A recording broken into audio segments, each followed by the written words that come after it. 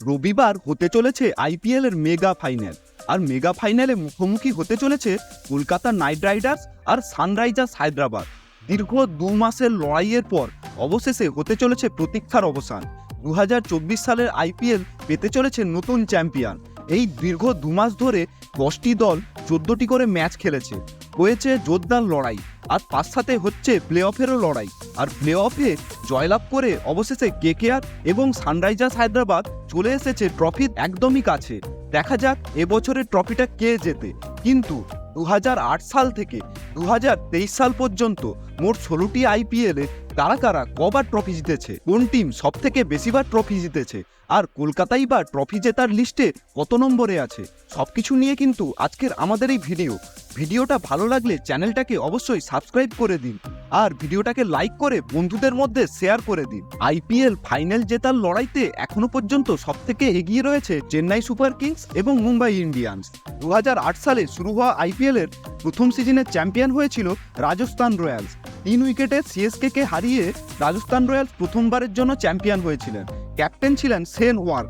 2009 সালের ফাইনালে royal Challengers বেঙ্গালুরুকে 6 রানে হারিয়ে চ্যাম্পিয়ন হয়েছিল ডেকান চার্জার্স।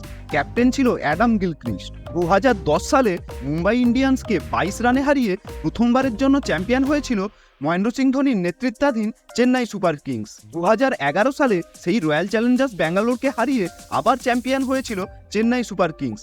সেবারে জয়ের ব্যবধান ছিল 58 রান এবং অধিনায়ক ছিলেন মহেন্দ্র সিং ধোনি। 2012 সালে প্রথমবারের জন্য চেন্নাই সুপার কিংসকে 5 উইকেটে হারিয়ে চ্যাম্পিয়ন হয়েছিলেন কলকাতা নাইট রাইডার্স এবং ক্যাপ্টেন ছিলেন গৌতম গম্ভীর। 2013 সালে ফাইনালে লড়াই হয়েছিল মুম্বাই ইন্ডিয়ান্স এবং চেন্নাই সুপার কিংসের মধ্যে।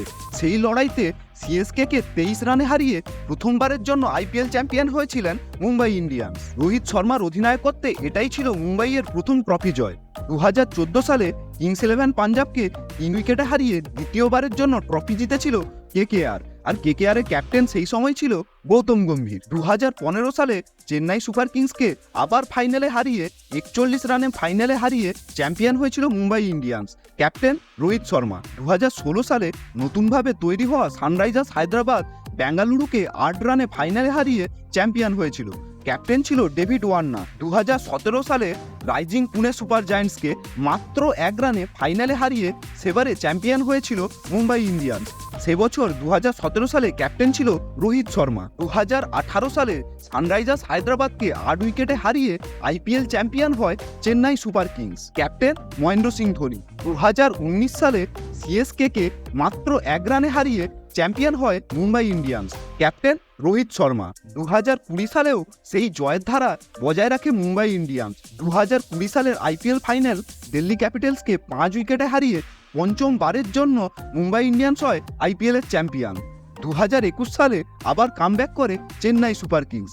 চেন্নাই সুপার কিংস 2021 সালে কলকাতাকে 27 রানে ফাইনালে হারিয়ে 2021 সালের আইপিএল চ্যাম্পিয়ন হয় এবং সেই সঙ্গে মহেন্দ্র সিং ধোনি চতুর্থবারের জন্য আইপিএল ট্রফি জেতেন। 2022 সালে গুজরাট টাইটান্স রাজস্থান রয়্যালসকে ফাইনালের লড়াইতে 7 উইকেটে হারায় এবং 2022 সালে প্রথম বছর আইপিএল খেলে সেই বছরই আইপিএল জয় করে হার্দিক পান্ডিয়ার নেতৃত্বাধীন গুজরাট টাইটান্স। 2023 সালে গুজরাট টাইটান্সকে ফাইনালে 5 উইকেটে হারিয়ে পঞ্চমবারের জন্য আইপিএল ট্রফি জেতে মহেন্দ্র সিং ধোনির চেন্নাই। এবার অপেক্ষা 2024 সালে।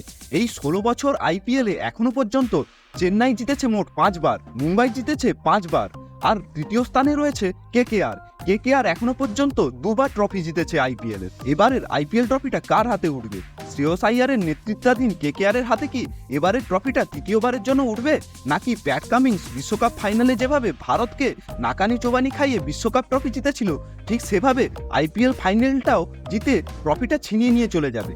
কি মনে হয় আপনাদের? কমেন্ট করে অবশ্যই জানান। আর আইপিএল এর সবথেকে সফল ক্যাপ্টেন কে বলে আপনাদের মনে হয় অবশ্যই কমেন্ট করে জানাবেন। ভিডিওটা ভালো লাগলে চ্যানেলটাকে সাবস্ক্রাইব করে দেবেন, লাইক করবেন আর বন্ধুদের মধ্যে শেয়ার করে দেবেন। আসছি আবার নতুন ভিডিও নিয়ে, দেখা হচ্ছে পরের ভিডিওতে। ততক্ষণের জন্য জয় হিন্দ আর টাটা।